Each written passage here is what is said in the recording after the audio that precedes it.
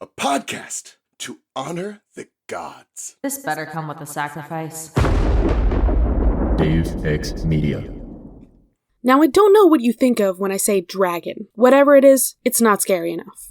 The serpent's body was as thick as a booster rocket, glinting with coppery scales. He had more heads than I could count, as if 100 deadly pythons had been fused together. He appeared to be asleep. The heads lay curled in a big spaghetti-like mound on the grass, all eyes closed. Then the shadows in front of us began to move. There was a beautiful, eerie singing, like the voices from the bottom of a well. I reached for Riptide, but Zoe stopped my hand.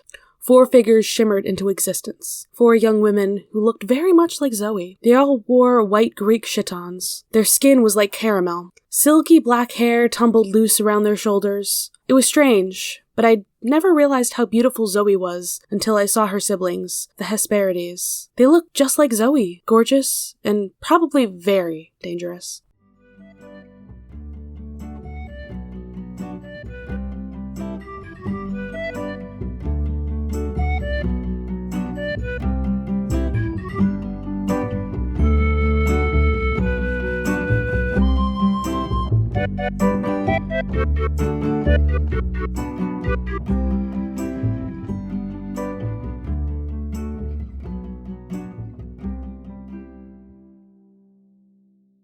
Welcome to Of the Eldest Gods, where we discuss Rick Riordan's role as our godly parent. I'm Ray from Cabin 12. And I'm Charlie from Cabin 13. And what the fuck was this chapter called? We met the dragon of eternal bad breath. I'm sorry. I was gonna make a joke there, and then, I didn't, because my brain was thinking about my coughing. Anyway. They did talk about cough drops in the chapter. They did, actually. Relatable? Relatable. I have a cough drop right next to me. So I'm gonna spit that out and record real quick. It's fine. PSA to all of our listeners. Get your vaccinations and whatnot. We all keep getting sick. I can't get my booster until I'm not, sick. Because they will just, Oh, that sucks. They will probably just be like, you gotta take a COVID test if I go in there and try to get a booster. That's what my mom is telling me. I'm like, yeah. Sad. Aw. I just want to get it over with, man. I wasn't shading you, Charlie. I'm just saying. You are shading me. Your flu. No, I'm saying this is legitimately just a PSA. Everybody, get your flu, get your COVID, get all your shit done. Cause it's a bad sickness season, is what I'm saying. Everybody keeps getting fucking sick and it sucks. Yeah, but also, I'm at a new job and everyone at my job is like, it's fine. You're gonna be sick for, the first month, That's real fucked up. I hate that. It's because it's kids. They have germs. So many germs. Maybe people need to clean their children better. I mean, I keep trying to make them use soap. Whenever they go to the bathroom, I'm like, you better be using soap when you're washing your hands. You better. Ugh, children.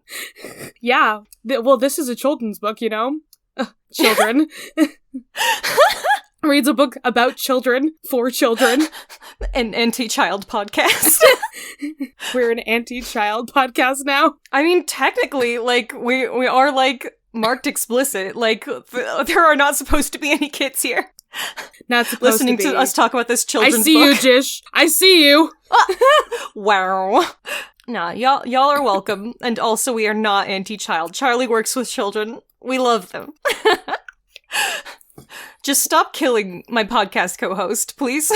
At the children of the world. Yeah, please stop killing me. So to get back to Percy. Well, he met the dragon of eternal bad breath. Yeah? Yeah, I think that dragon needs some breath mints. He's trying. He's trying his very best. All right, let me get into this.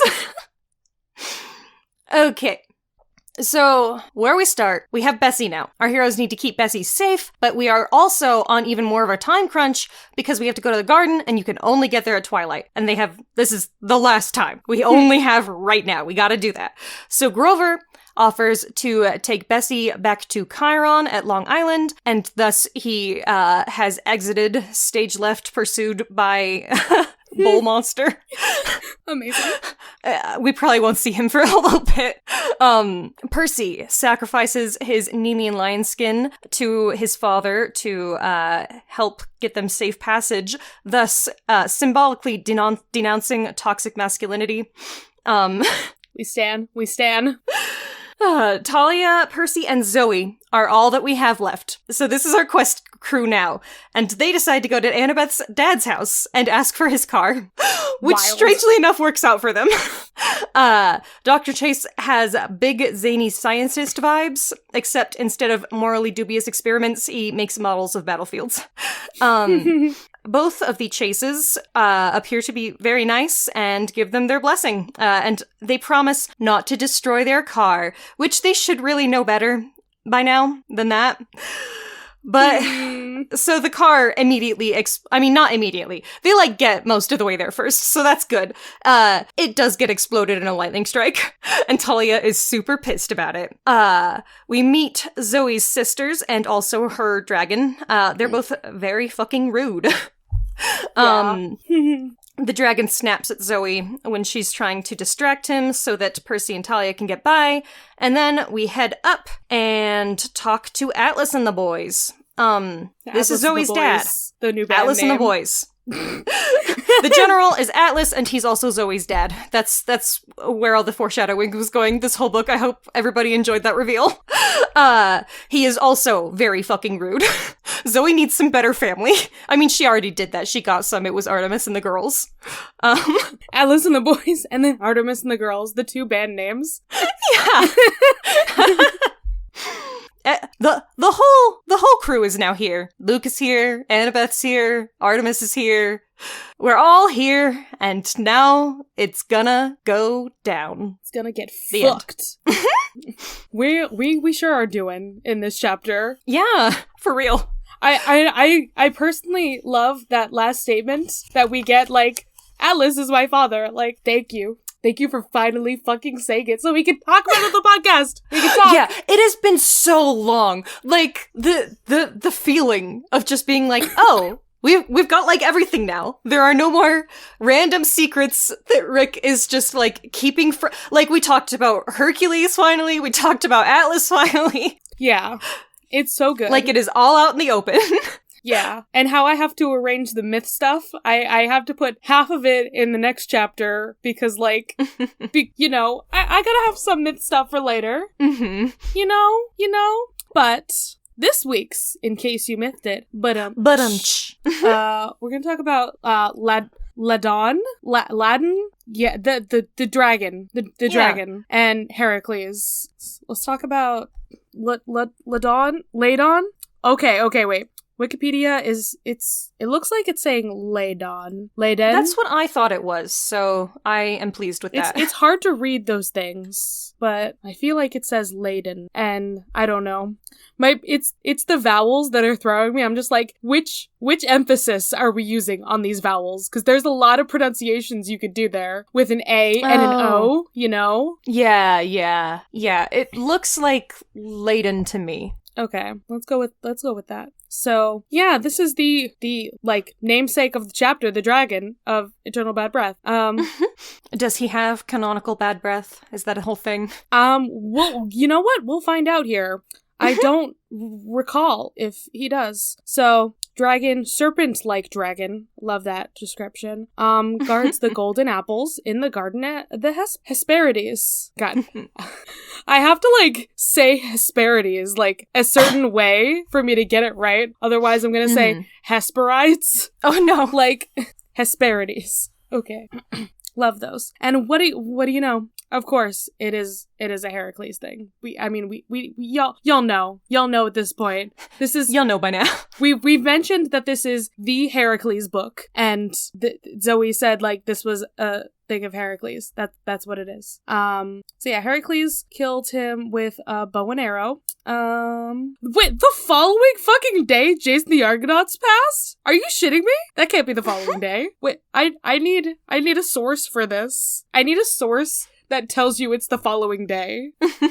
Because Wikipedia says that, and I want to know. They've got an annotation. Let me check this out for you. Because that's just like, that's wild to me. That happens in like complete succession like that. Oh god, I can't read this. I clicked on the source and I'm like, oh god. Yeah, it's gonna be like jargon, isn't it? It's gonna be a lot of jargon there. Oh, there's no way I'm gonna find what we were looking for. So It's fine. Never mind. It's fine, bro.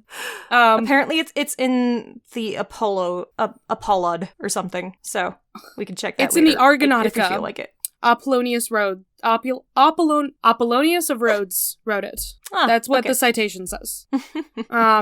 Yeah, so the fact that they're like, Ladon is still twitching when Jason, like, comes by, that's the fun part there.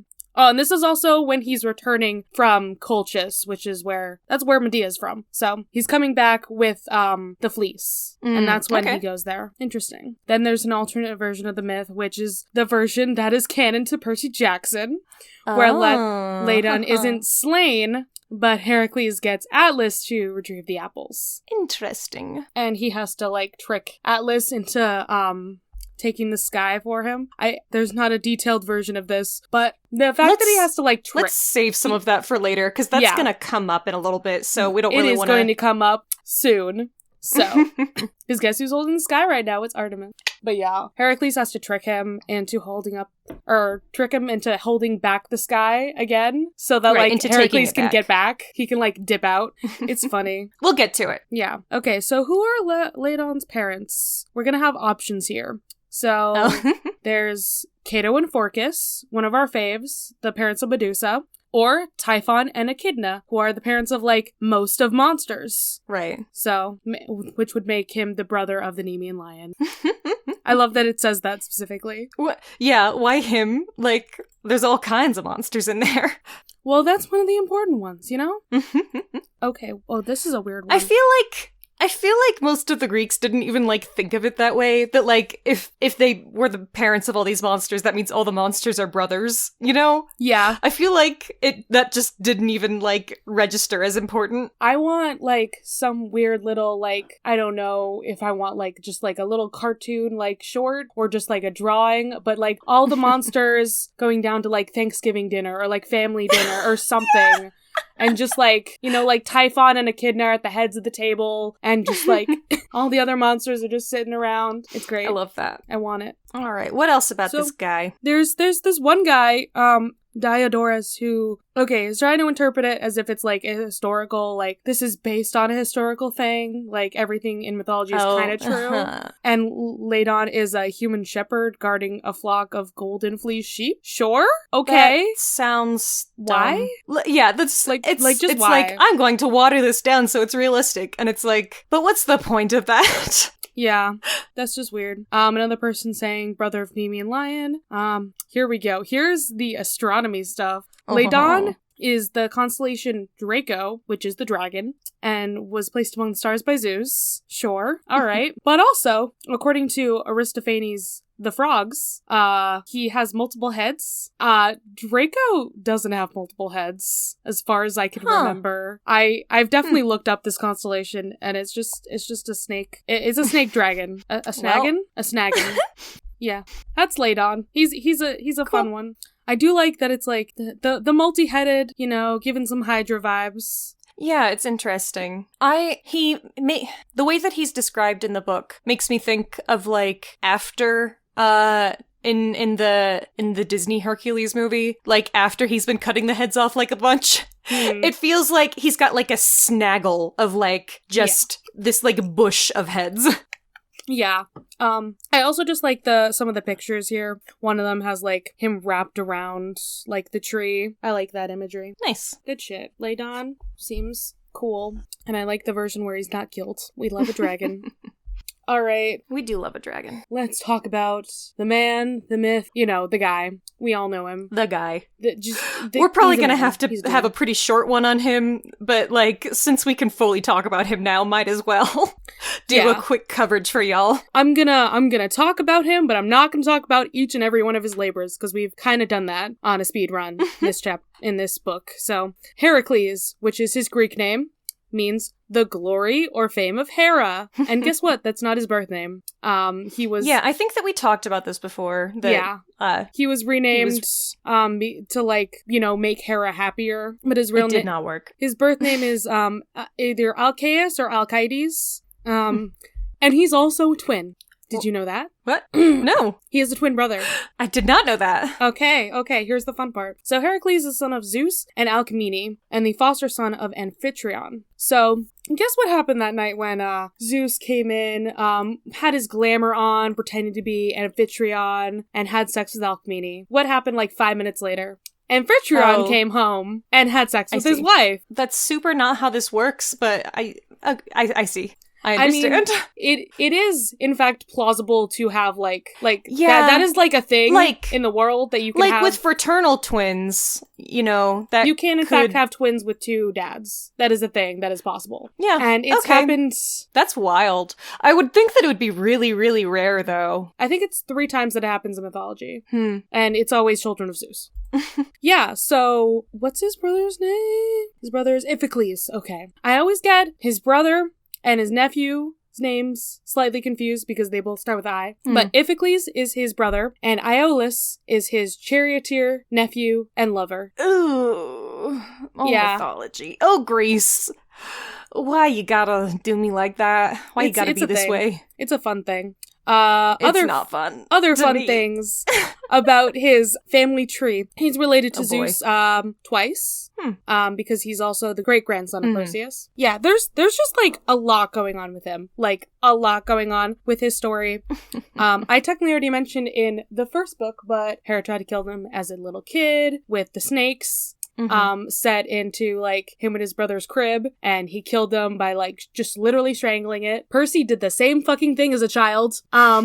Just think about that. That's wild. I've mentioned how he got his super strength by sucking on Hera's boob. It mentions here also that when he suckled so strongly it caused her pain, she pushed him away, and her milk sprayed across the heavens, forming the Milky Way. Yeah. I don't know how fully accurate that is, but... somebody, I'm sure, said it at some point. There's this annotation here. Fun things. Yes, his first wife's name was Megara. Megara... Okay, here's a fun thing. If you've seen the Disney movie Hercules... So, they go see Oedipus. Hercules and Meg go see Oedipus on a date. So, her father was Creon. Creon being... the uncle of Oedipus. Okay. This is her family. Her family is Oedipus and Jocasta and all of them. That's her family. I see. She's a Theban princess. Like, this is canon. That's awkward that they went to go see the play Oedipus. Oh, I see. It's ironic. It's funny. Oh, God. Yeah, so she's just sitting there being like, wow, this is the family drama. Yeah, they're literally just airing all of their dirty laundry. That's fucked up. Yeah, just a little bit. Well, we all know he murdered his wife and his kids because Hera sent him into a rage, blah yada yada, and he had to do the labors for King Eurystheus to I'm forgetting words right now. It's great. To like, you're supposed to be helping me here, man. To absolve him of his crime. Yes, thank you. I was like, what is the word here?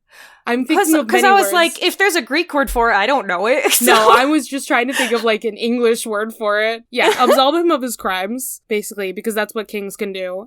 But fun fact, Eurystheus is also his cousin. Heracles could have been the king of, oh god, which place is this? I don't remember which place it is. But this is like a whole thing between Hera and Zeus. Zeus was like, oh, can like Hera said, is it Hera or Zeus? Regardless, one of them said, the next descendant of Perseus can be the king of this place. And Zeus is like, yeah, let's go with this. It'll be great. And Hera made it so that Eurystheus was born prematurely. So it would be him instead of Heracles. I see.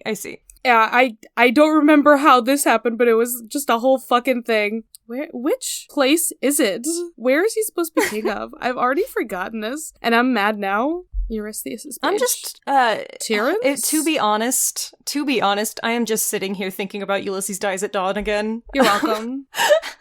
You should I'm be. like, oh, Heracles, you horrible little man. Yeah. As he is in that album. He is a horrible Anyways. little man. He does his 12 labors. Technically, it's only supposed to be 10, but 2 of them don't count because he has help. Or, sorry, one of them doesn't count because he has help, and another one doesn't count because he tries to get paid for it. Which, like, you know, you're valid. You're doing, like, a million things. You're trying to get paid. Yeah. Go off, man. Go off. Yeah, like, I get why you would go for it, you know? Yeah. And then he's got a million different lovers. You're like, as long as I'm out here doing this, might as well. At one point, he went off with the Argonauts? Yes, the Argonauts. Yes. Mm-hmm. Sorry, my brain was just like, it went to the wrong place. I don't know why I was thinking of somebody else. Anyway, Argonauts. But he always ends up leaving the Argonauts like halfway through because his boyfriend, Hylas, gets taken by a nymph and he goes off to try to find him. But Hylas gone, bro. I'm sorry. Hercules was very fond of Hylas. I'm literally just thinking of Ulysses dies at dawn. Yep. I told you this story before. Oh my god, there's just like a bunch of little anecdotes here. Just so much we do not need to get him. into it. We're doing like a little bit of overview because we've already talked about this man. And then we talked about how he was fucking killed by the blood-soaked tunic. Blood and cum-soaked tunic. Oh my god. Yeah, fun things. So then it depends. Sometimes different people light his funeral pyre. Sometimes it's Iolaus. Sometimes it's Philoctetes, Phil, Hercules. And Philoctetes is also the guy who gets his special bow and arrows that are like dipped in Hydra's blood, which get used in the Trojan War. Good shit. It's good shit. Yeah, so yeah. Heracles' funeral pyre is lit because he's like, nope, this I'm in so much pain, I need to die now. And then he burns off his mortal half. And he becomes a full-on god. Huh. Yep, and at that point... Why didn't Disney animate that? You know what? There's a lot going on there. And then he gets his last wife, Hebe, goddess of youth, daughter of Zeus and Hera, with Hera's blessing. At this point, when he becomes a god, Hera becomes cool with him. That's the fun thing about that. She's just like... Her standards are weird. Yeah. She's like, you've been through so much shit, and like, Zeus is your dad. I'm sorry. Like, here's you're part of the family now, and like, you can marry my daughter. Yeah, she's like, now that you're a god, I'm okay with adopting you. Welcome to the family, son. I feel like they got over their issues in therapy.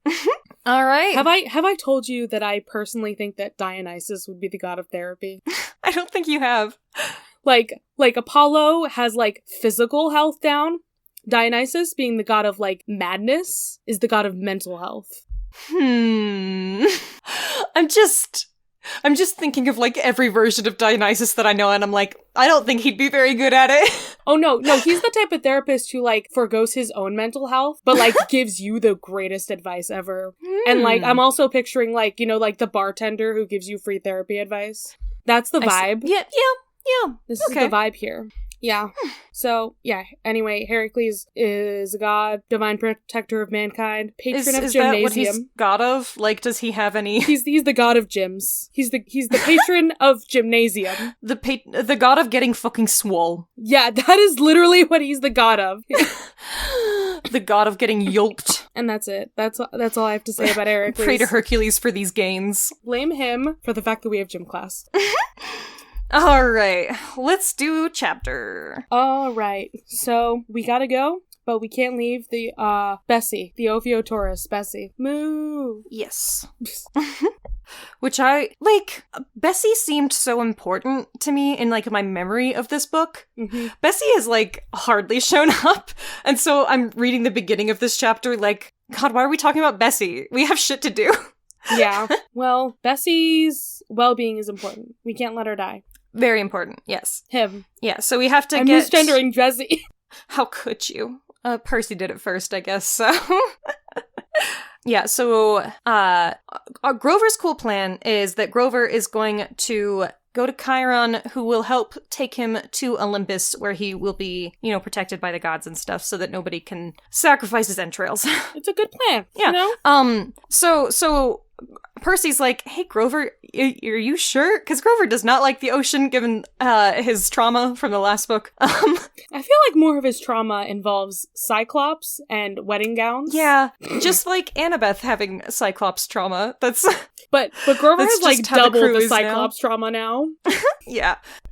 But Grover can he talk to agrees him. to go. Right, he can talk to Bessie, and so because the reasoning here is that Bessie won't know how to get there without following like one of the big three kids who he seems to be drawn to, or maybe it's just Percy because it's his protector. I'm honestly unclear on that. Yeah, it's still, like, confusing how Bessie works, and it's not really explained, ever. But don't worry about it. They're gonna be safe because we sacrificed our cool duster, which is almost too bad. It's a pretty cool duster. I like dusters. But Percy, I loved how you just said it. Like, Percy was like, fuck off toxic masculinity. No more. yeah, for real. Goodbye. He seriously even says, I'm not Hercules. No, you ain't, Percy. Because this is the point where he personally realizes, like, in that dream that I had, I was Hercules, and he was kind of a dick to Zoe. Yep. Yeah. Okay, Grover being like, we're going to Long Island. It's this island. It's long. Great. Yeah, Good. it's cute. Beautiful. And yeah, just, we get a couple different blessings also. I'm glad for that. Blessing of the wild and a blessing of Poseidon. So, Bessie, you better be fucking safe here. Yeah, like, I cannot imagine any bad shit happening to them at this point, which, like, you know, I think is the point. We're not supposed to worry about it because we got other shit going on. Yeah, exactly. All the bad shit is ahead of them. Or behind Bessie and Grover, but ahead of Percy and the rest. So, we gotta get to the garden. We need a car. Who's the first person we're gonna think of? Annabeth's dad. Right. Well, because they don't know anybody else in San Francisco except for Talia happens to have a crumpled piece of notebook paper with, like, their address on it. Interesting. I'm glad that didn't get, like, destroyed. Right? They would have had to look him up in the phone book. Yeah.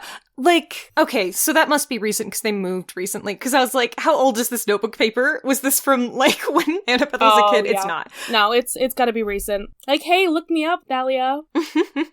Come see me in San Francisco if you're ever in the area. Yeah. Okay. The vibes of Professor Chase. Okay, yeah, this is so fascinating because we do hear about Annabeth's family from her. Yes. The vibes of Professor Chase are big ADHD energy. It's like, he looks like the kid, he looks like young Carl in Up. Yes, but like, you're so right. But like as a middle-aged man.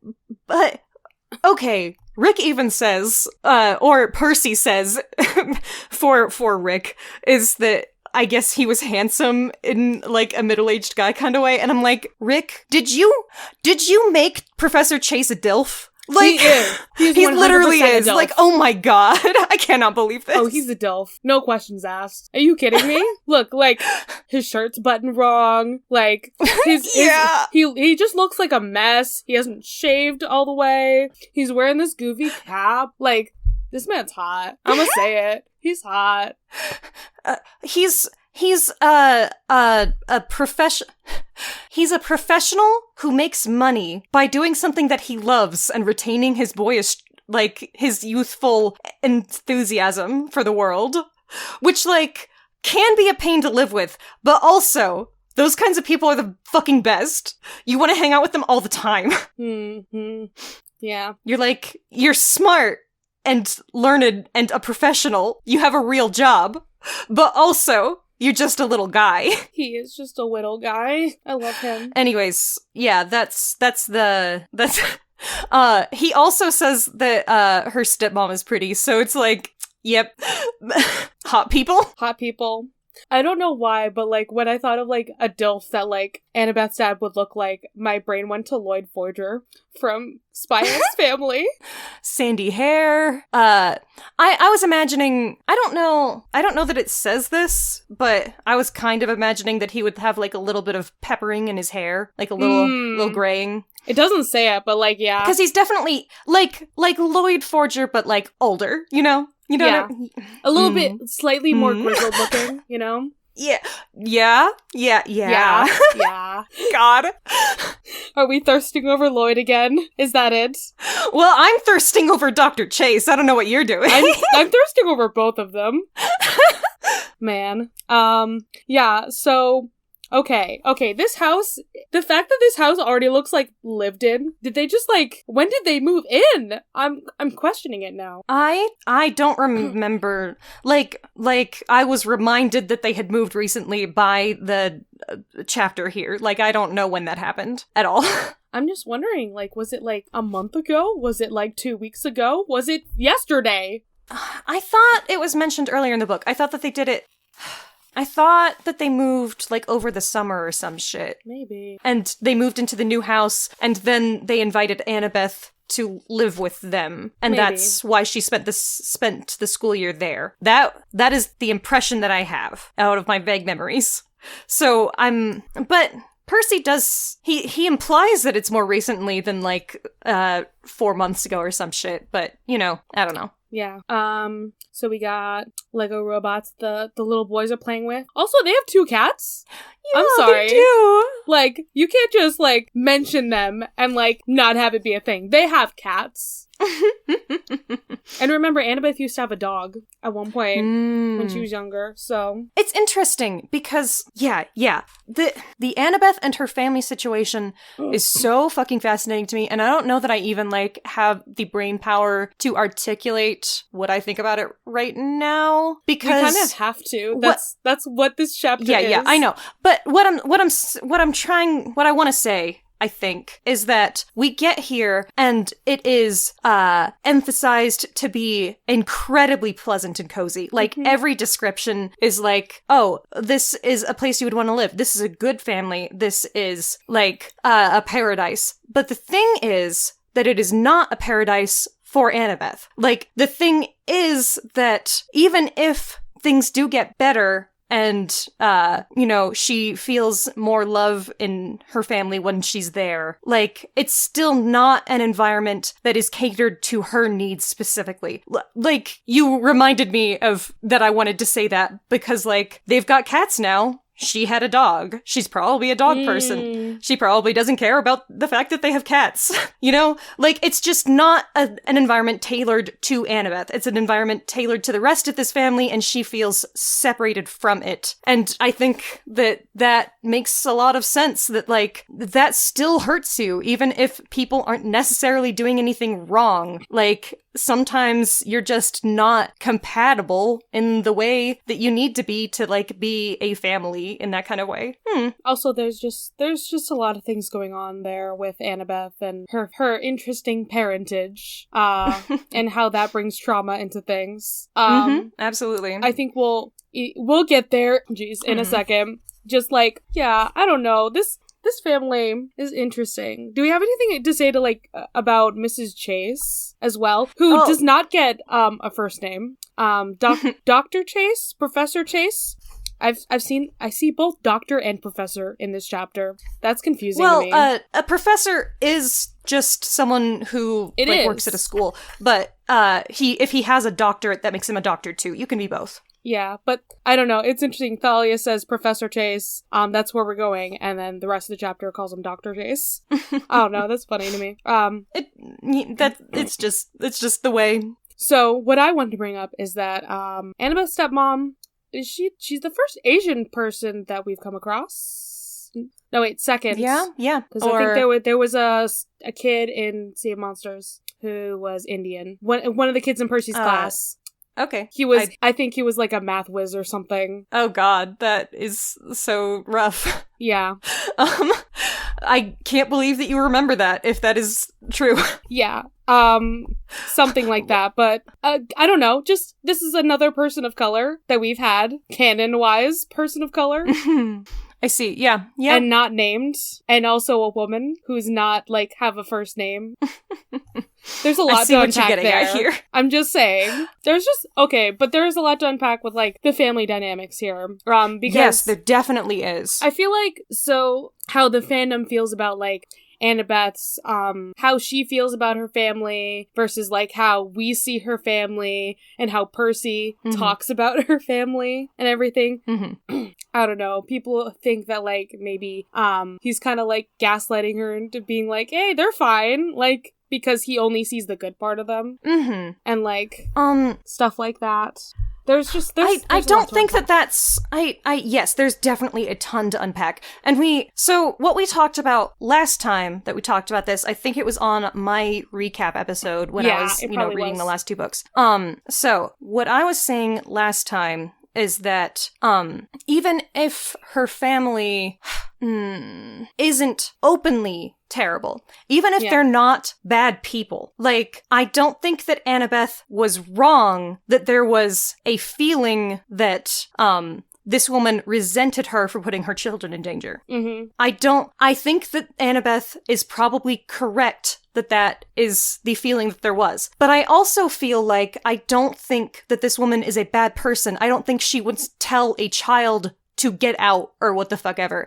I feel like that... that resentment was a natural reaction that she had to a situation that she hadn't necessarily want to be put in. Like, my guess, I don't know if this is, like, disputed by canon or whatever, my guess would be that Professor Chase and this woman got married before she knew that Annabeth was a demigod. And so, then she would be in this situation that she hadn't necessarily expected, where, like, her children are in danger because of a child from a previous marriage who, like, obviously it's not her fault, but her presence is what causes this to happen. Are they children from a previous marriage? No. Annabeth is a child from... Oh, yeah. Oh, okay. She's not a previous marriage, a previous relationship. Okay. Is what I meant, I guess. Is that Annabeth I is thought from you a meant the previous brothers for a second. No. The brothers are their children, as far as from what I remember, yes. Yeah. So Annabeth, a child from a previous relationship, is causing issues by existing. And, like... It's horrible when a child can tell, because they can always tell when adults do not want them around. And they are so much more perceptive than people give them credit for. Yeah. I don't know. Rick, you didn't have to, like, perpetuate the evil stepmom trope a little bit here. But like, I don't think that he did, because I don't think that she's a bad person. Yeah, but, like, our first, like, thoughts about what she is before we meet her are, like, from Annabeth's. But, like... Yeah, it's just from Annabeth's perspective, And that makes total sense to me, is that we would get that perspective because Annabeth is our friend, and so we would have preconceptions about this person that are based off of, like, our cultural assumptions, and also that's how kids feel about step-parents a lot of the time, because it's a new adult in their lives who they didn't necessarily have a choice as to whether they would be involved in their lives or not. And so, like, I feel like that's really common in real life, and that, then you meet the actual person and you're like, oh, she isn't the spawn of Satan from the hell dimension, and, like, Percy keeps expecting her to get, like, shrill and upset and, like, yell that Annabeth is... that, like, whenever he brings up Annabeth. But, she seems grim and vaguely concerned, and she tells them, oh yeah, take the car, get going. She doesn't want Annabeth to be in danger. Yeah. She doesn't want anyone to be in danger. Not Annabeth and not her kids either. Yeah, and, like, her kids were very young when Annabeth was dealing with, like, some of the monster issues. She was probably just concerned about her actual, like, physical babies and, like, how, like, that would affect them as well as Annabeth, with the monster attacks and, like, everything happening with her. So... Yeah.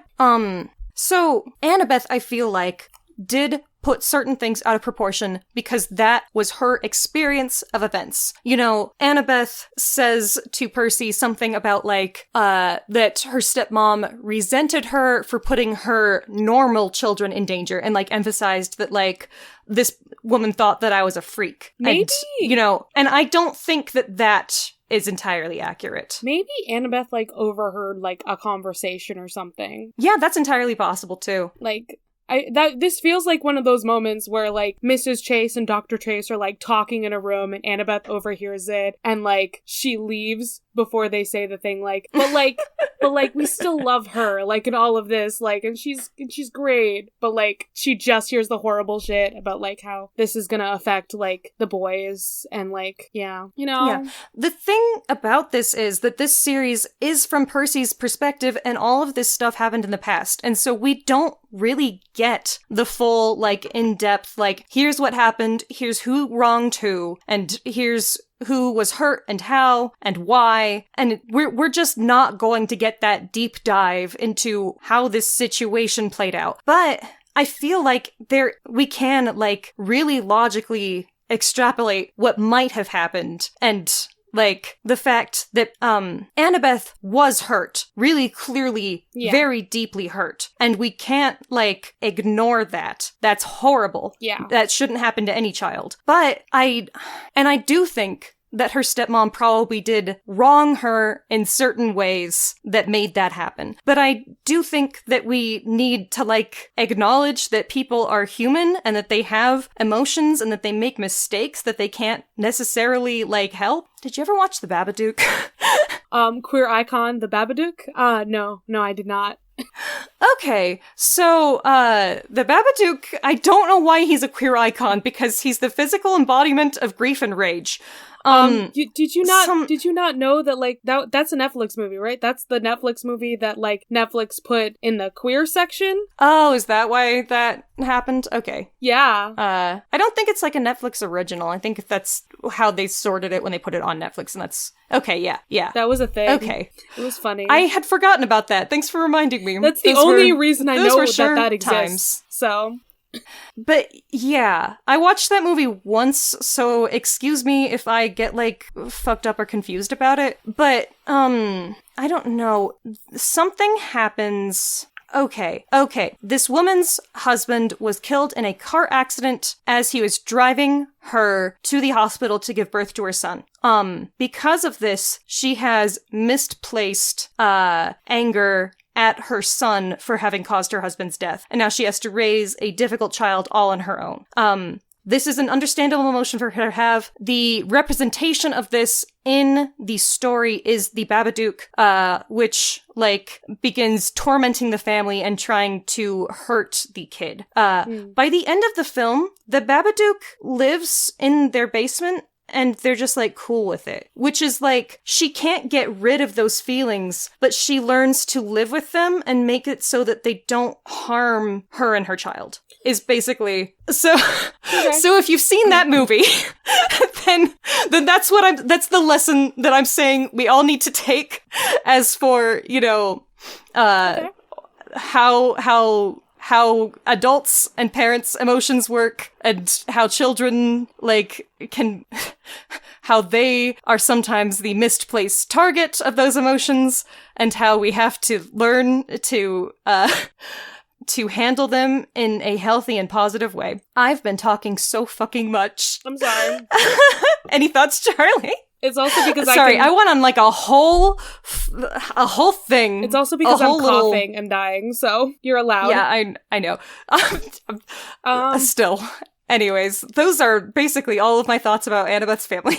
I mean, like, there's also still more to unpack there. I don't remember what we've talked about, like, her dad, and, like, how Athena just, like, left a child with him, and, like, how he probably has some misplaced anger at her, which is, like, really towards Athena for just, like, leaving him with a child when they never even fucking had sex. Yeah, they definitely did not talk about that beforehand. And, you know, that's another thing where it's like Annabeth probably heard him tell somebody, like, I didn't want a child, or, like, I don't think that he told her, I didn't want you, because that would be fucked up. And I don't think that he's a fucked up, horrible man.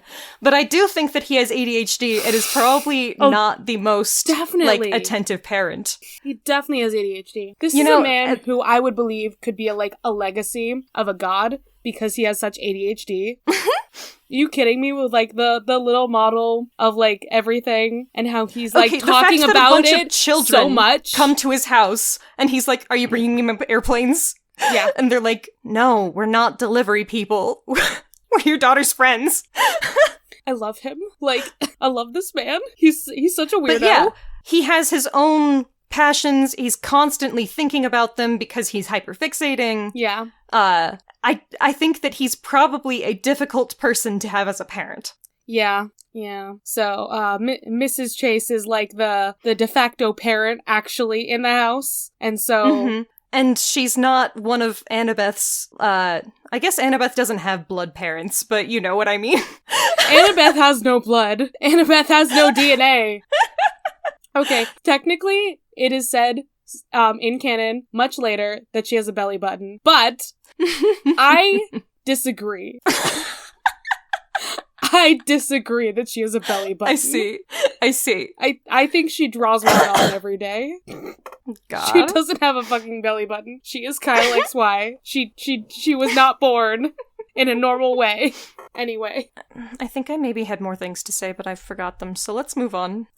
There's just, like, too much going on there, and, like, I just barely have a voice to, like, talk about things, and I can't remember all of my thoughts about her family, but, like, there's just a lot, and I don't think they're bad people, but I also don't think they're perfect, and I don't think Annabeth's lying either. Absolutely not. So, you know.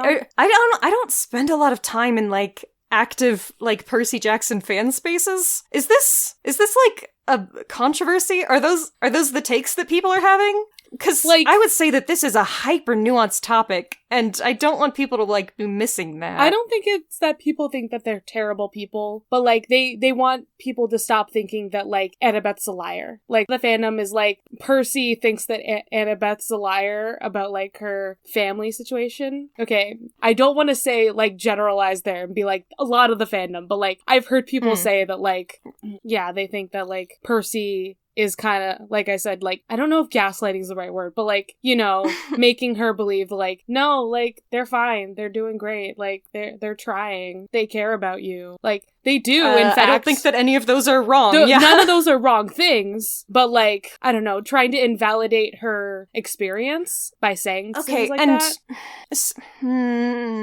I can see where that might come from, because it can feel, like, invalidating when... But if Percy is saying that things have changed and that they are trying, then, like, I don't think that is invalidating. I think that is trying to tell somebody what perspective you had when you met them, and that and that he's giving her advice. He's telling her, I think that this is a safe place for you to live. But also, I don't know if, like, Percy's perspective is the one to trust on this either, because... Yes, absolutely. Because I was going to say, they're putting their best foot forward, because this is Percy. They've heard about him before.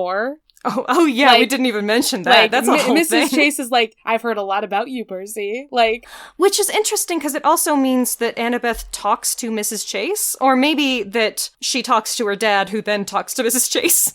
But she talks about Percy. The idea that they have heard a lot about Percy is, like, very fascinating. Love that fact. But yeah, you know. Yeah, that implies a lot more openness than we would even necessarily expect Annabeth to have had with her family. That, you know, she's actively talking about her experiences and friends at camp. Yeah. With at least one of them. Or maybe she's just complaining about Percy and how annoying he is. Still, that implies openness to me.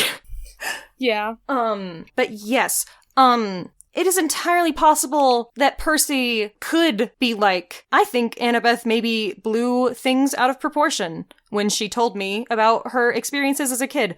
And, Percy can be wrong. He's like 13 or some shit. Yeah.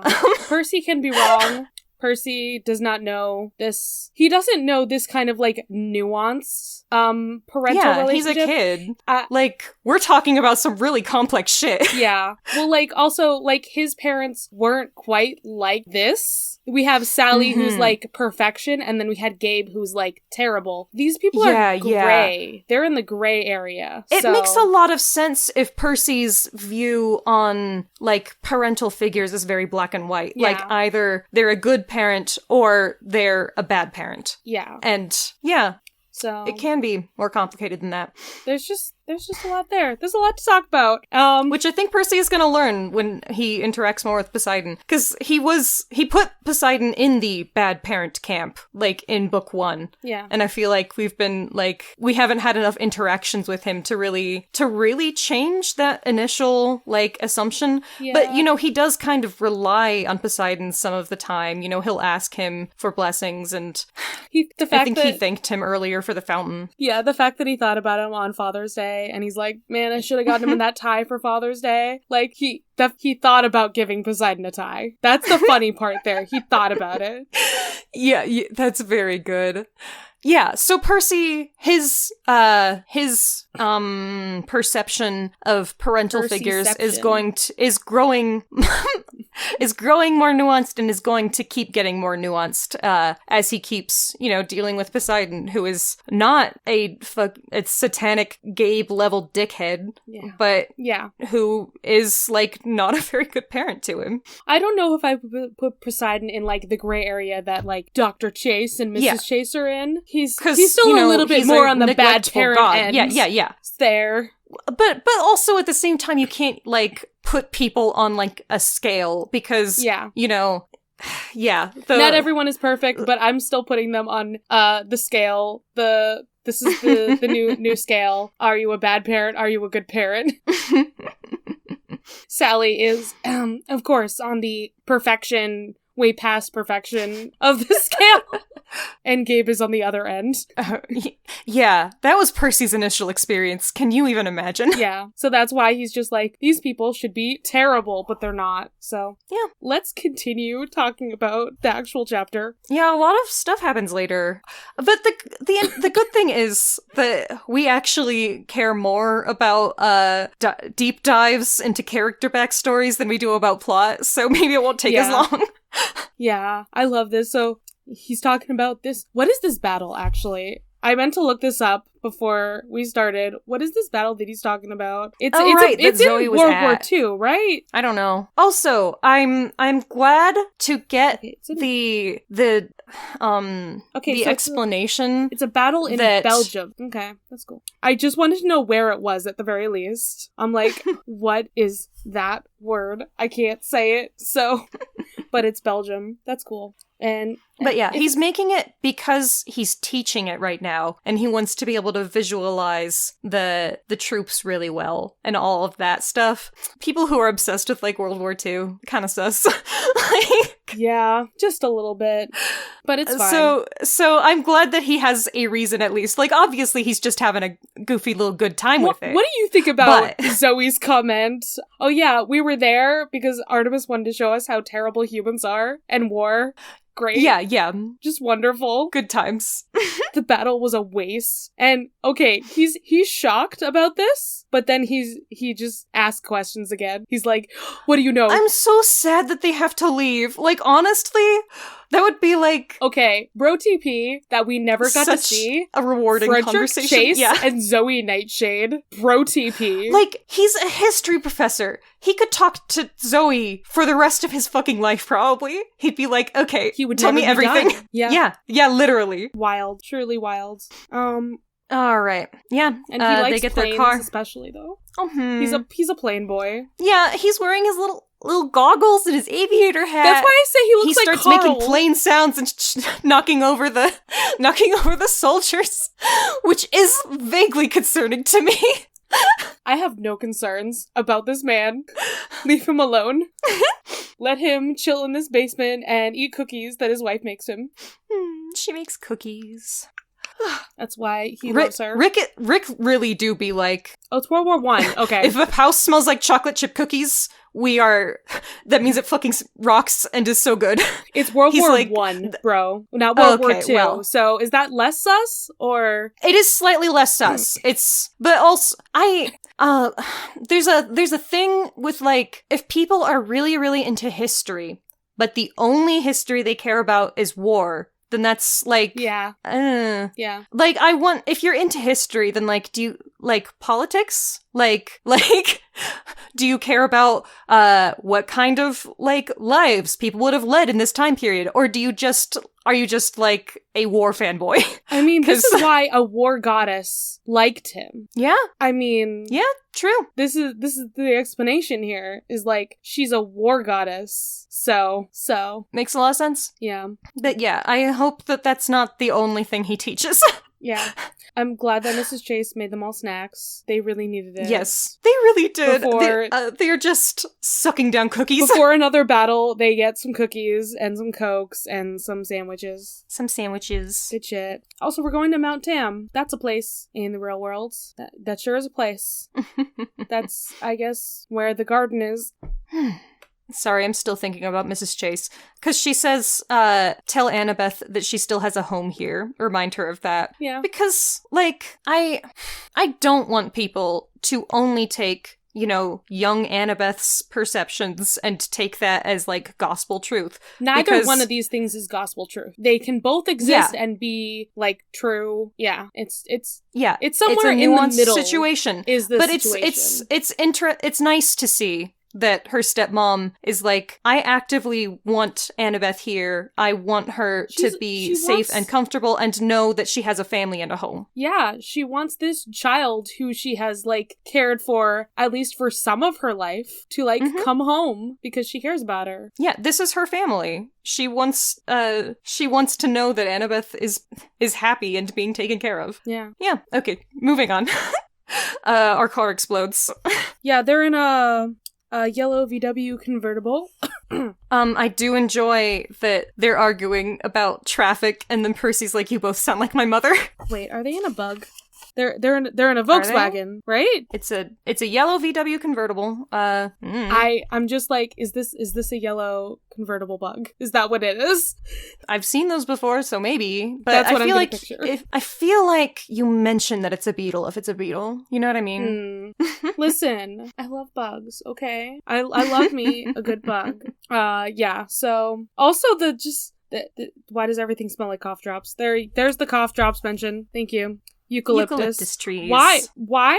Just the dragon eats eucalyptus. Well, I feel like the dragon eats the eucalyptus because they're there. They're a tree that grows commonly in Greece, right? Or are they not? Where does this grow? Because they grow in Australia. I don't know if they grow in Greece. I know nothing about this tree other than koala bears eat it. Right. And normally things that grow in Australia don't grow anywhere else because it's all, like, fucked up over there.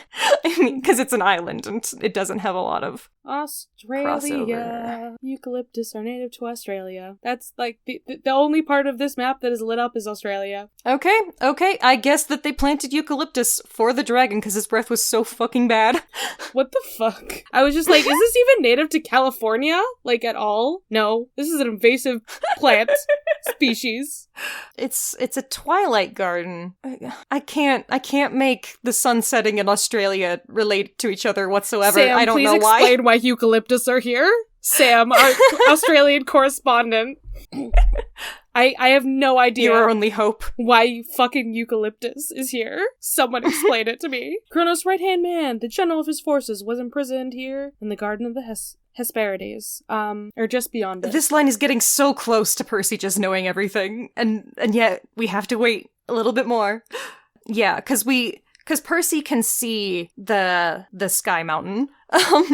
There's clouds swirling all around it, because it's interesting that in the dreams, it's always described, the sky is always described as like a cavern ceiling. It's like a huge bundle of boulders. But in reality, when they get there, it's more like it's a vortex of, like, a solid vortex of sky. It's interesting. I mean, it's also because his dreams have to be weird and vague. That's why. Right. It's just because he's actually seeing what's going on there, but it's such a different description. And I don't know. I'm not saying that that's like a mistake or something. I just think it's really fascinating that choice was made. Also, the mist is strong here. The magical kind or the natural kind? Both. Yeah. I also liked that. It's just foggy.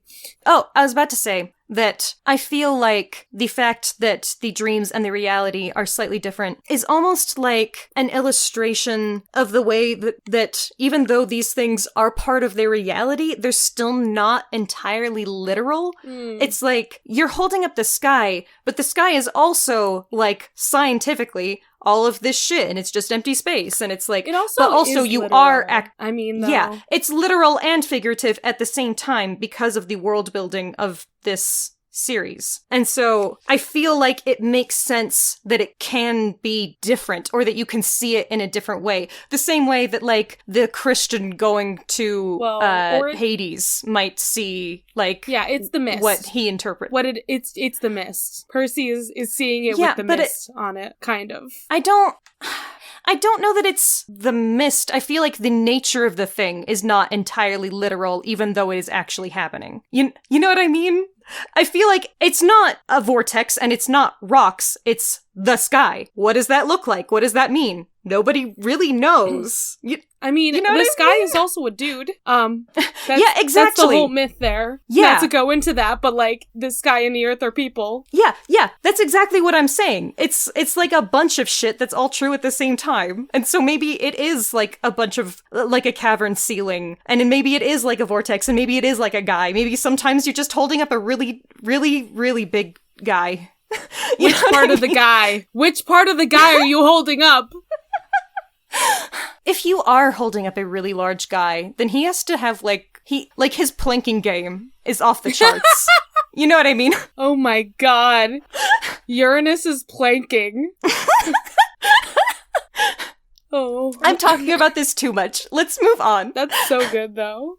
Yeah, so also Luke's ship is over here. We finally understood why the ship went away, but it's because it went through the Panama Canal. Makes sense. It was trying to get over... And we docked it out here. Gotcha. Yeah, so... lightning flashed. Boom. Zeus is trying to kill us. Or is it Zeus? Is it Kronos? Or is it Zeus? It's hard to tell. Well, because it really... Like, I know that it's supposed to be, like, kind of vague right now and whatever. Mm-hmm. Why would Zeus try to strike? I don't fucking know. I mean, I don't know if Kronos even has lightning powers. Like, I don't know who does besides Zeus. But I know that it's not Zeus, because that would be weird. He doesn't want to kill his daughter. That's like a whole thing. There is no precedent for Kronos having lightning powers. They would not make sense. So, sadly, it wouldn't make sense being cagey about this. That it would be Zeus. Yeah, as far as I know, mythologically, he's the lightning guy. He's the guy with the bolts. But why? I don't think he would want to kill Thalia. No, that's his daughter. He has actively helped her on her quest before now. So to me, there is no question. It is not, I don't remember. I mean... Plot twist, it's actually Uranus. Uranus is the one doing this. He's dead, actually, though. The sky is dead, just so y'all know. That's why it's falling. So it's not planking then, it's rigor mortis. Yeah, that's why the sky is falling. It's because he's dead.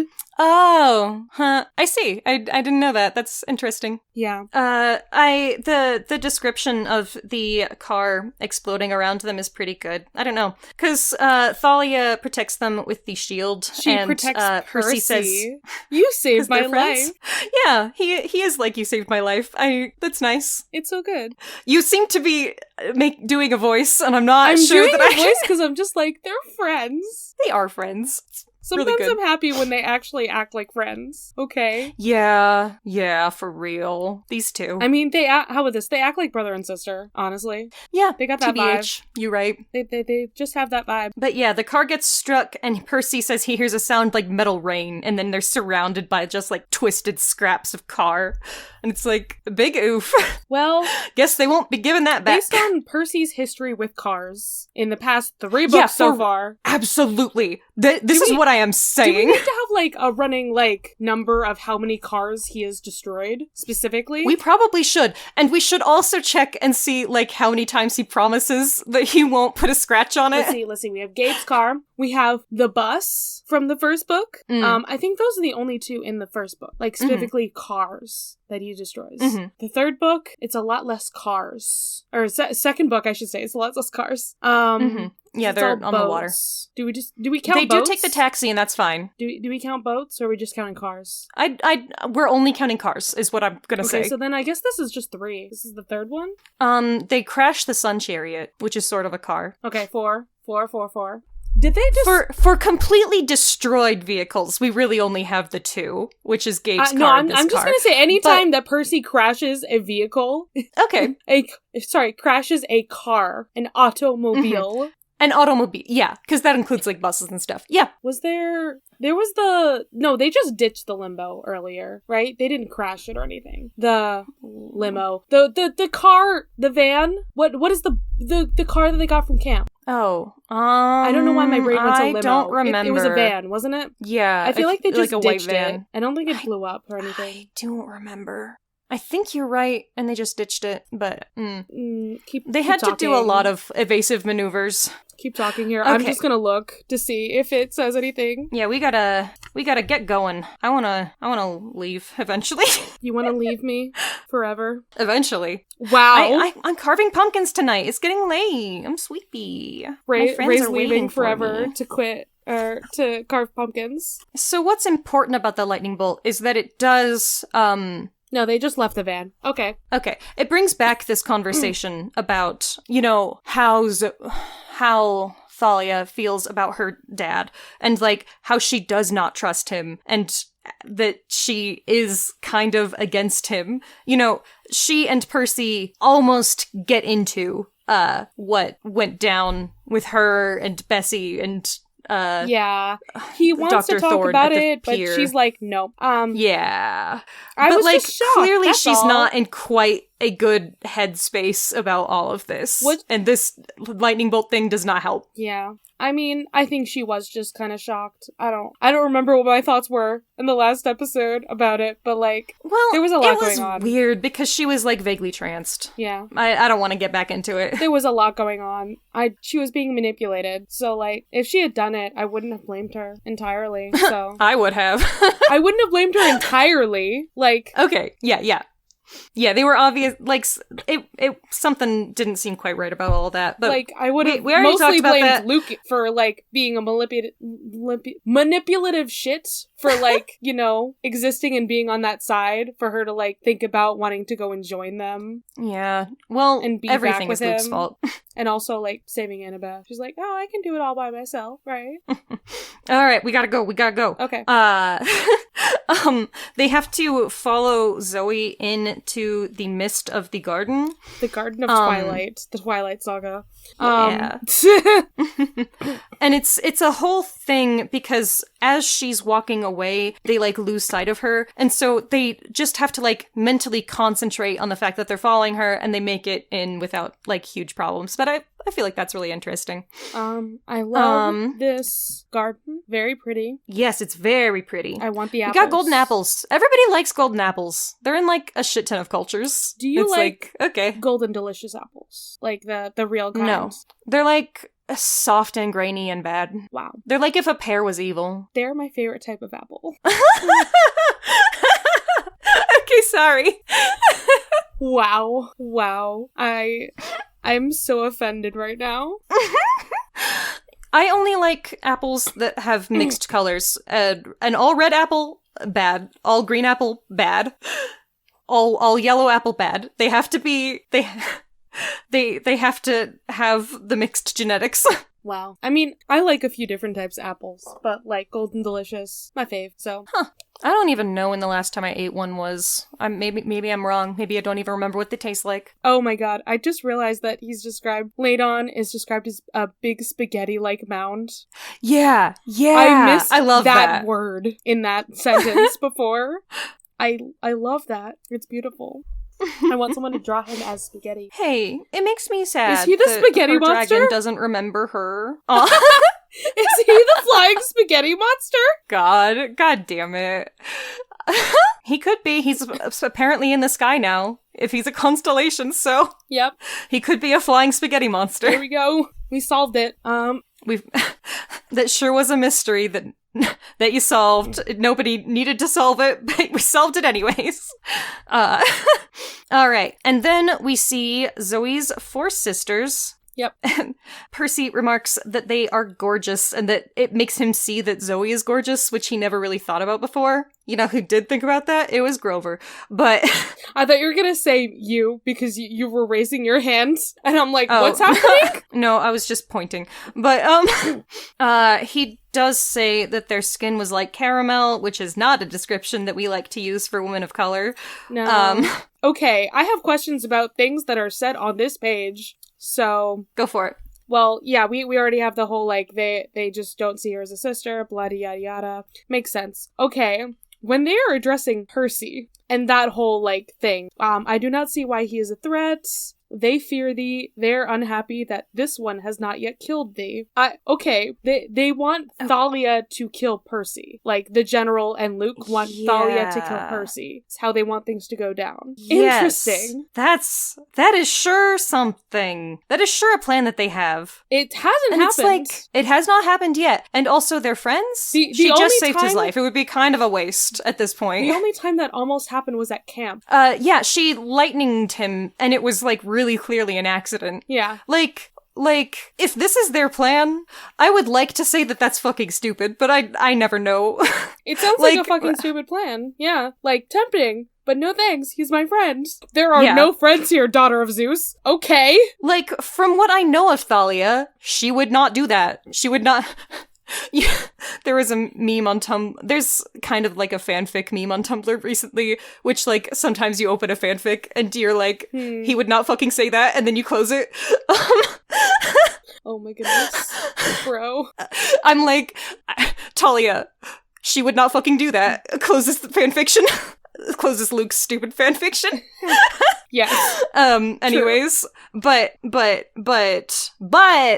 I also thought Thalia wouldn't kill a cow and try to destroy Olympus, and she thought about it. Again, she was in a weird trance because of the Manticore guy and, like, Luke stuff happening and, like, Annabeth and the cow serpent. There's just a lot going on there that I'm like, I don't it's think like a whole thing. It's like a whole thing. Totally but still, in her control. All I'm saying is she was tempted, even if she would not have done it at that time. There is, like, she was in, like, a trance thing, but I would say that, like, they are not able to do that to people unless it does speak to some kind of desire that they have. You know, like in the last book when Cersei is, like, trying to convince Annabeth to, like, join her, like, magic witch girl squad, and Would you it join puts that? Annabeth in, like, a little bit of a trance. No, I think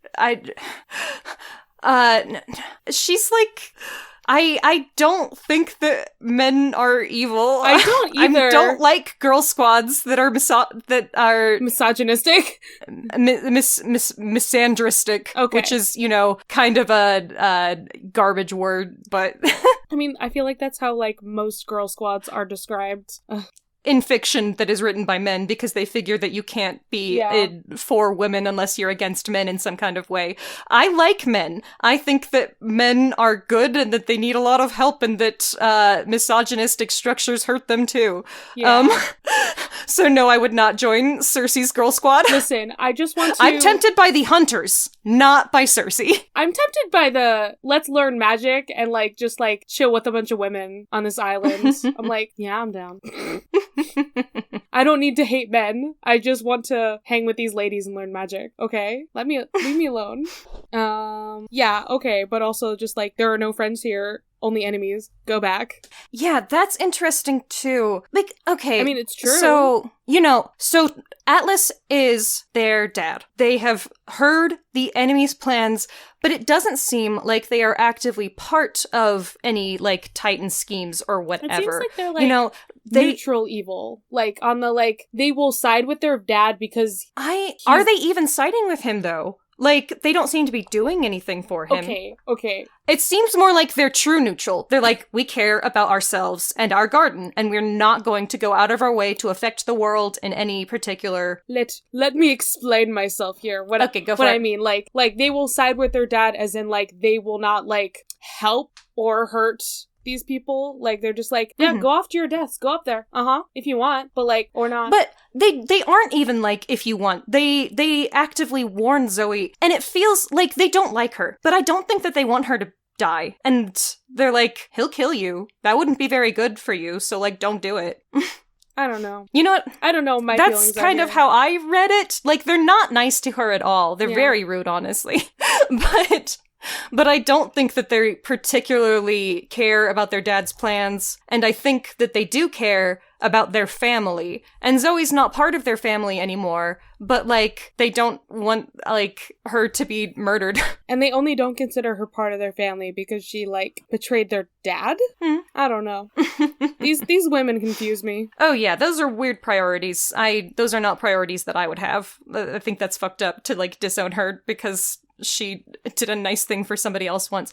But I also, like, their job is to guard the garden and the apples, and Zoe actively went against that, and they only care about the garden and the apples and the dragon. That's their whole shit. That almost makes sense, but, like, obviously those are not my priorities, so I don't agree with them. So one other thought here. This was Luke's quest. I had forgotten about that. To get the golden apple. And that's how he got that scar. Mm-hmm. He was scarred by Ladon. He had to copy Heracles in this. Yeah. Yeah, Luke has been here before. That adds some vibes to the current events, huh? Mm-hmm. Just a little bit, yeah. Like, I want to know his thoughts and feelings about being back here again, where it all started, where he started on his evil path. On the path to revenge. Yeah, literally. So, like, okay, what is Ladon's problem? He's a dragon, and he has a job, and he apparently doesn't remember her. She used to feed him by hand. It makes me so sad. That was her little guy. And then he attacks her. It's me, my little dragon. Like, she just walks straight toward him. It's so cute. But, you know, she does seem to have expected this to happen because she's not one of the girls anymore. I'm not even gonna try. At least not without the word right in front of me. Hesperides. The Hesperides. Thank you. Yeah, she does seem like she expects this not to work for long. And it seems like it's something about, like, being one of the Hesperides that makes him docile towards you. Maybe. Perhaps. Okay, well, we gotta run. We're running. We're running. Yes. Like, honestly, the plan doesn't work that bad. I mean, she does get an ouchie, but... Okay, can you say the name of the mount? But it seems... Sorry. The name of the mount. What? The mountain? Can you say the name of the mountain? I don't have it in front of me. Oh, sorry. Is it on somewhere? I don't know. I'm like, I know you're on a different version of it, aren't you? Yeah, I'm looking at a phone, so I don't... The ruins. Oh, okay. I know what section that would be in now. Yeah, the fortress. Othrys? Othrys. Othris. I have no Othrys. idea. I just wanted to see if I can find a wiki page. I mean, I know I'm gonna talk about it. I'm gonna try talking about it next time. Yeah, that's not helpful because that is Greek. It just shows like Greek spellings and shit. Yeah, that's not helpful. No. Well, anyway, sorry. I interrupted. You were saying a thing. Okay, so sorry, I'm trying to get a pronunciation guide or some shit. Oh my god, Google, you're fucking useless. It really is. Hello? It is super not playing me a pronunciation. Oh, it's because my computer's really fucking slow right now. You just like started like glitching out. Yeah, I know, saw you. Your internet out. connection is unstable. Let me close some tabs real quick. Okay, my tabs are closed. I will no longer be looking for pronunciations. We're just gonna say that one of those that I guessed is about right. Yeah, Othris, something like that. I'm sorry, I very much interrupted you saying something about Zoe. I don't remember what it was, so... we're good. I think I was pretty much done. So, yeah, let's talk about Mount Othrys now, cause it's really interesting, actually. We get a backstory. Yeah. Yeah. Well, what I was gonna say is that I feel like most people would consider the underworld to be the opposite of Olympus, but honestly, it's seeming like Mount Othrys is the negative opposite of Mount Olympus. You know, this is the Titans' evil base as opposed to the gods' good base, because everybody likes the gods. They're great. They never cause problems. Nope, but not at all. Ever. Uh-huh. Yeah, and what I'm planning next chapter is to talk about this fucking mountain and see if that has any mythological stuff going on, or if Rick made this up. Oh, but yeah, it's all rubbly and shit because the Titans lost. Haha. Yeah. So yeah, Zoe is hurt. That's a interesting little bit. that it moves even though it's been destroyed. You know, but apparently it wasn't here last time, so it's moved here now that this has become the base of the Titans' operations. Yeah. And I want to know... Lots of interesting Rick world building going on. I want to know if it makes sense that, like, that Othris is Atlas's mountain, if, like, those are actually connected in mythology or anything. You know what I mean? Well, we'll find out next time. Because I know there's... Because we're gonna have to Google that shit, so... Yeah, we are gonna have to Google that shit. Just because it's like, I don't know. Those feel like they could probably be separate things, and Rick was like, let's just make it the same thing. Sure. Right. To be easy. Because, okay, they must be separate things, because what they're saying is that this is still Atlas's mountain where he holds up the sky, which is a different mountain from Othris in the mythology, but this mountain has now become Othris where the Titans' shit is, because they're using it as a base, and so it moved here. And so they must be different in the mythology, because Othris isn't normally going to be in the garden like this. That's Atlas's shit. Yeah. Okay. Interesting things. Yeah, so Artemis, still a 12-year-old girl, is holding up the sky. Mm-hmm. She's having a really bad time, and I feel bad. Yeah. That's all. I mentioned this to you before, but, like, I definitely did not picture Artemis as, like, still being a 12-year-old girl this entire time. Like, I don't know why. Like, my brain, like, when I was a child, I was like, oh yeah, she's 12, like, in the beginning, and then later on, she's, like, in semi-adult goddess form or something. I don't know why. Nope, that does not happen. It's not.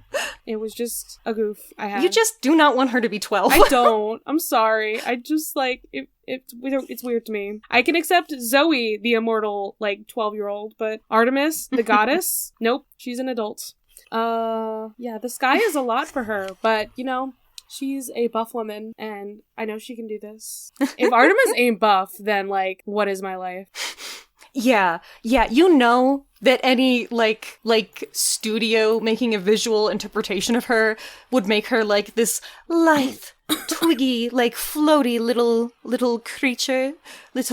Yeah, she's fucking buff. She has bow and arrows and shit. Make her buff, give her muscles. If she doesn't have muscles, we riot. She lives in the wilderness, and she hunts animals. She is buff lady, okay? Yeah. She's still 12 in the version of herself that she's created here. But like, she's gotta be... And so, like, 12-year-olds do not build muscle in the same way that adults do. And so, like... She could still have muscles. But yes, she would still have muscles. She would probably still be skinny. Like, they aren't, like, big, buff, quote-unquote, muscles. But they are defined muscles, very definitely. Okay, if we're talking about, like, a woman who has muscles, Athena. Athena has gigantic muscles. Oh, yeah. You can't... Athena has a six-pack. Athena is shredded. Yes! She is! You can't convince me otherwise. Yeah, so we got so many people here, just, like, right here. Yeah, everyone is here, like the Smash Bros. Announcement. That reference is so fucking old now. General Atlas. Zoe Luke, is so sad and about then Artemis. That's her girl. The sarcophagus is fucking there. Yeah, Kronos is here even. Like, why is Kronos here? We didn't invite him to this party. And then there's Annabeth. It's his party, man.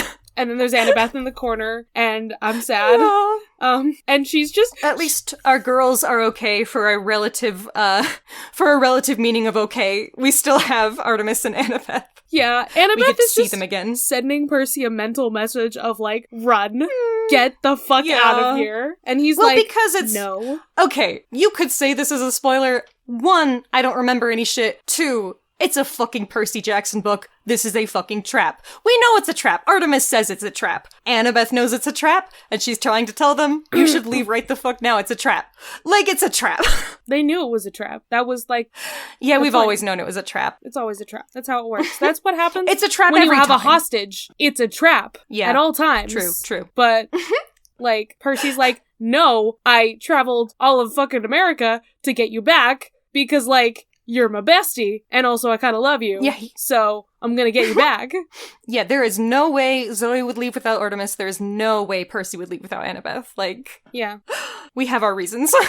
And we don't mention it a lot, but Thalia too. Like, Thalia, she says something here she spits at him. She spits at Luke. Yeah. When he says it's good to see you. This is when she's officially seen him again, and he has betrayed her because he is holding Annabeth with a knife to her throat, a sword to her throat. Like, yep. So he has officially betrayed her. Are you feeling betrayed now, Thalia? Are you feeling it? Are you feeling it now, Thalia?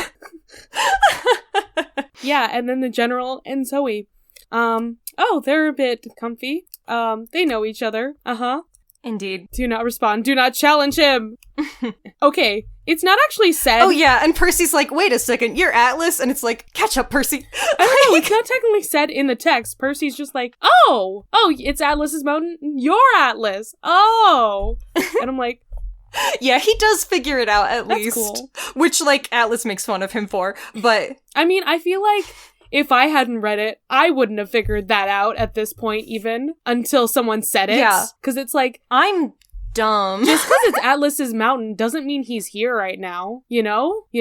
It doesn't mean he's here. Yeah. I don't know. I guess it doesn't mean he's here right now, but you would have to assume that he was involved somehow, because if he's not holding up the sky and somebody else is, then like... Yeah. Well, and he's also a Titan, so like, if you're smart and you know mythology, you probably did figure this out. I don't, because I'm dumb.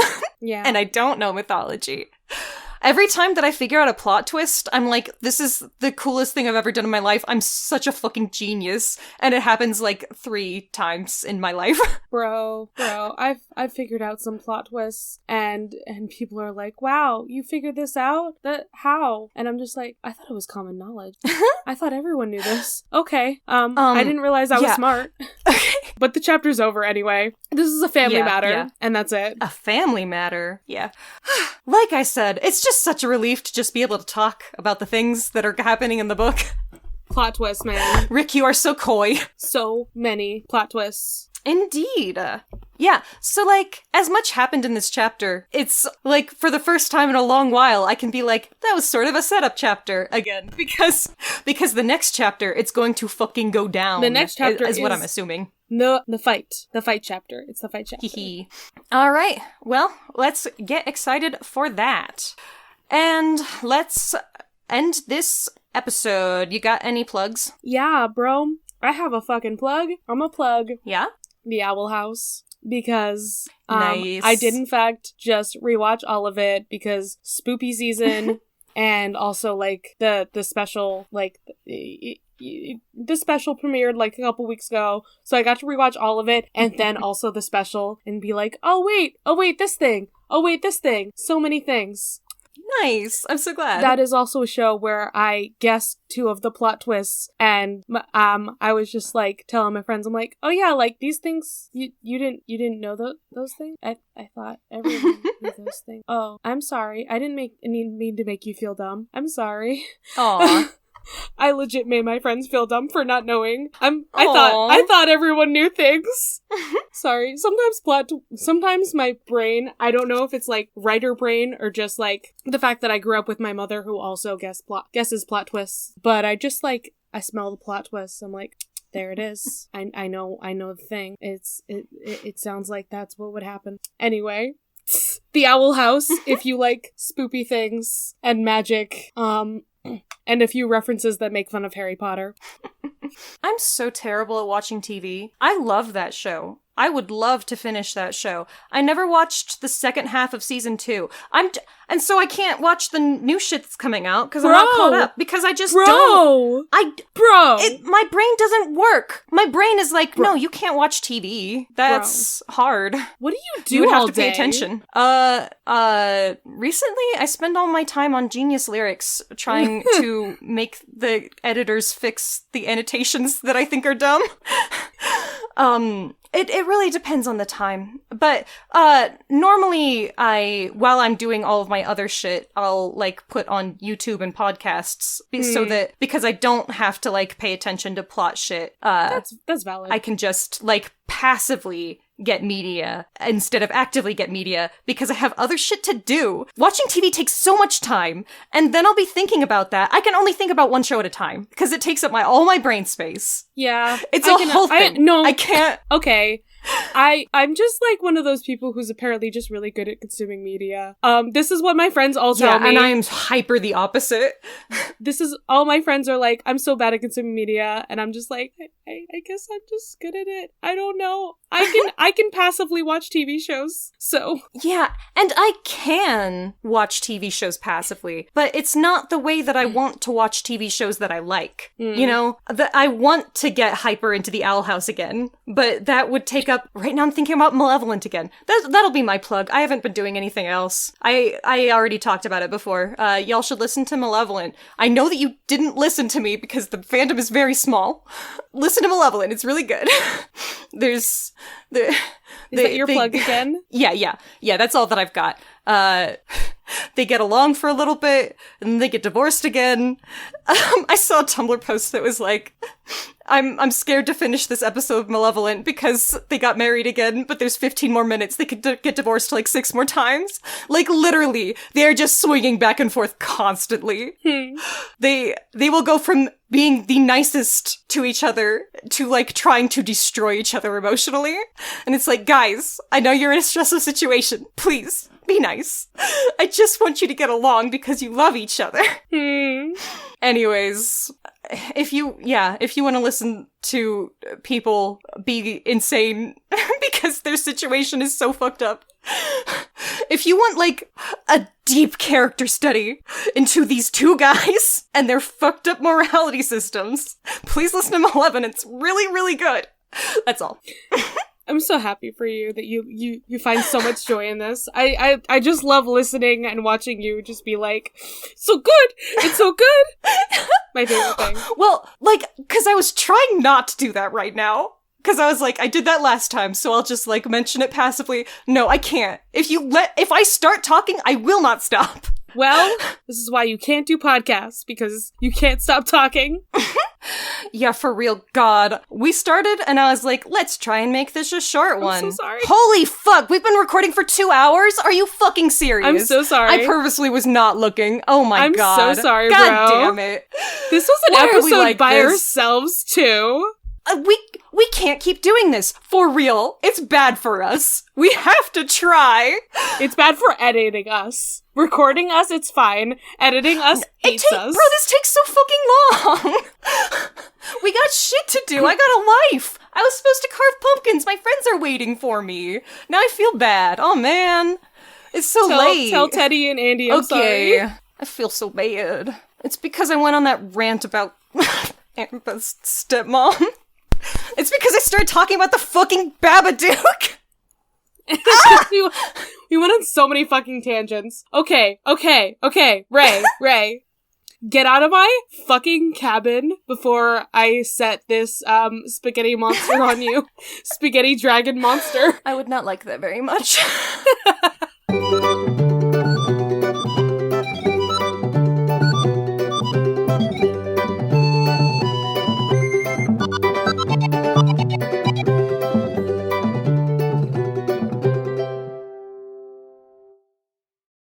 You can find this podcast socials at Of the Eldest Gods Pod on Instagram and at Of the Eldest Gods on Twitter.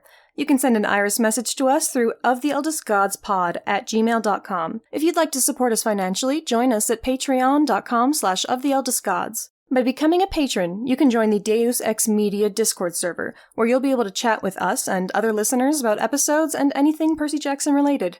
Our $5 Patreon tier also gets you access to Against All Odds, our monthly bonus show. There we'll talk about a wide variety of topics, which usually have something to do with mythology. No promises. You can check out our merch store on TeePublic to find custom designs made by Charlie. Or, if you cannot or do not want to support us financially, we'd really appreciate a rating, a review, or letting your friends and followers know how much you love the podcast. That really helps. You can find me, Ray, at HeyHeyRay, spelled R-A-Y-E, on Twitter. If you want to hear more from me, check out Barbie Movie Slap. a podcast where my co-host Ted and I discuss Barbie's cinematic universe. You can follow me, Charlie, at GreenPixie12 on most platforms, but on Twitter, I'm at GreenPixie123, which I'm totally not salty about. I also have an art Instagram that I sometimes use at GreenPixieDraws. I sometimes do the YouTube thing on my channel, Charlie Mack, that's MACK, and I also have another podcast on the network called Fandoms Gone Wrong, where my mom and I talk about movies, TV shows, books, whatever other fandoms we enjoy. You can find that on all the major podcasting apps. Our music was written by Isabel Strauss-Riggs and recorded and edited by Ian M. Riggs. You can find Izzy at Kane_I, that's I as in the body part, on Instagram and Twitter. She also currently makes video essays on the YouTube channel Kane I. Feel free to message her about making music for your project or editing your podcast. Of the Oldest Gods is proud to be part of Deus Ex Media, which features great podcasts like Content and Capable that follows Sam as he tries to figure out what it truly means to adult. Hi, my name's Sam, and I've recently become an adult. But why does adulting have to suck? Join me on my journey to rediscover the joy of following your passions as an adult, and discuss it with people who are doing just that. I'll sit down with a variety of people from all walks of life and ask the important questions while trying to figure out what does it really mean to adult. Whether you're a pro or haven't even started, come and listen wherever you get your podcasts, and hopefully you might learn a thing or two. Of the Eldest Gods is based on the series by Rick Riordan. Right now we are discussing Percy Jackson and the Olympians. Remember to follow us on your favorite podcatcher and meet us back here every Thursday.